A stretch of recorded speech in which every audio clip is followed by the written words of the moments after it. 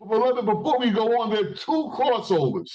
The first crossover was deliverance from Egypt. The first crossover was salvation. It was God breaking chains. It was God showing his love by bringing the children out of out of Egypt. But deliverance is not destiny, beloved. So the second crossover, entering Canaan. This crossover, beloved, was the inheritance. This was the promise. This was the purpose. Before God gave them the land, he stopped them. Why? Because God will never give us the promise when we are out of alignment.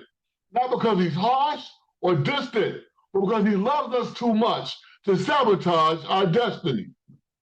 Listen, this is some good stuff. I want us to get this. Listen, the children of Israel wandered in the wilderness for 40 years. They were functioning, but they were not in alignment. They were functioning, but they were not in alignment. Listen, it was about 40 years in the wilderness. They ate, they drank, they walked, they partied, they fought, they worshiped, they traveled. They were functional, but they were not aligned. They were moving, but they were not maturing. They were surviving, but not submitting. They were active, but not obedient. What you talking about, Pastor? Listen, they were healed enough to walk, but not whole enough to inherit.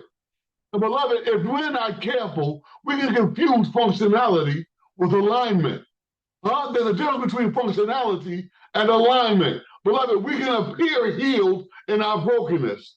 We can appear stable in our dysfunction. We can appear we can appear spiritual while yet being unsubmitted. Beloved, we can preach while we're misaligned. We can sing while being misaligned. We can serve while being misaligned. We can tithe while being misaligned. Listen, Israel functioned in the wilderness.